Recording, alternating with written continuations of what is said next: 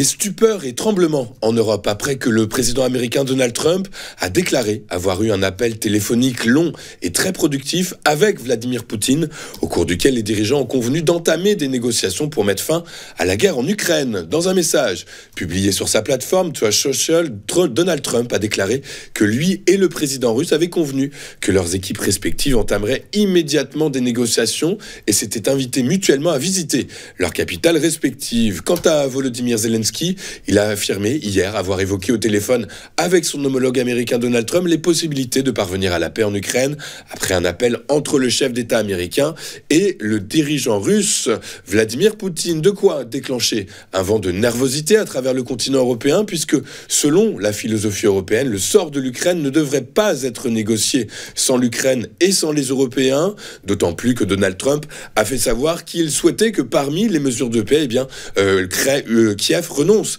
à l'adhésion à l'OTAN. Abandonner l'Ukraine, forcer l'Ukraine à la capitulation, ce serait consacrer définitivement la loi du plus fort et adresser une invitation à tous les despotes et tous les tyrans de la planète à envahir leurs voisins en toute impunité, a lancé le ministre français Jean-Noël Barrot. Le monde n'est pas une jungle, a de son côté estimé le chef de la diplomatie espagnole. Nous avons un ordre mondial fondé sur la charte de l'ONU qui fonctionne depuis la fin de la Deuxième Guerre mondiale au bénéfice de tous, a encore rappelé Monsieur Bueno. Toujours est-il que Donald Trump et Vladimir Poutine ont prévu de se rencontrer une première fois en Arabie Saoudite, et ce, sans préciser de date. Toujours à l'international, le cessez-le-feu en vigueur depuis 3 semaines dans la bande de Gaza n'aura jamais été aussi si fragile que ces dernières heures. C'est donc dans l'optique de mettre fin à la crise liée à cette trêve que des médiateurs qataris et égyptiens travaillent intensément pour résoudre la crise et tenter de sauvegarder l'accord de cessez-le-feu, a déclaré hier une source palestinienne à l'AFP. Une délégation qui cherche à résoudre la crise et pousser Israël à appliquer le protocole humanitaire de l'accord de trêve et à entamer les négociations pour la deuxième phase de cessez-le-feu. Je vous rappelle que cet armistice fragile, entré en vigueur le 19 janvier dernier, a été mis à rude épreuve de nombreuses fois, notamment ces derniers jours. Dernier accroc en date lundi dernier, lorsque le mouvement islamiste palestinien a menacé de reporter les libérations d'otages prévues samedi prochain, accusant Israël de ne pas autoriser l'entrée à Gaza de denrées humanitaires essentielles et de retarder les négociations pour la deuxième phase. Une deuxième phase considérée comme beaucoup plus compliquée puisqu'elle implique le retrait total d'Israël de Gaza et la fin définitive des combats en échange de tous les otages encore en vie. Au chapitre macroéconomique, en janvier, l'inflation américaine est restée largement supérieure à l'objectif de 2% de la Fed, une situation qui ne fait évidemment pas les affaires des investisseurs, puisqu'elle implique que la Banque centrale américaine maintienne une politique monétaire restrictive, et ce, plus longtemps que prévu.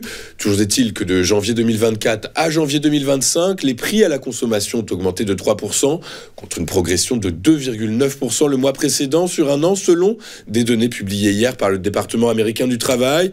Les analystes attendaient, eux, à un ralentissement de l'indice CPI à 2,8% sur un an en janvier, selon le consensus MarketWatch. Ils misaient également sur un ralentissement de l'inflation dite sous-jacente, c'est-à-dire hors prix volatile de l'alimentation et de l'énergie, mais celle-ci a aussi progressé, s'élevant à 3,3% sur un an. Notons que sur un mois, les prix ayant le plus augmenté sont ceux des assurances automobiles, des véhicules d'occasion, des loisirs, des soins médicaux, des billets d'avion, bien encore des frais de communication, une poussée de fièvre qui devrait conforter la Fed dans l'idée qu'elle ne devrait pas se presser de diminuer ses principaux taux directeurs, surtout en l'absence aux États-Unis de signes de faiblesse du marché du travail et d'essoufflement de la consommation. Avant de faire un point sur les performances des principaux actifs mondiaux, regardons ce à quoi les investisseurs seront attentifs aujourd'hui, et ils scruteront dans un premier temps les chiffres du PIB au Royaume-Uni au 4e trimestre, puis les données de production industrielle de la zone euro pour décembre.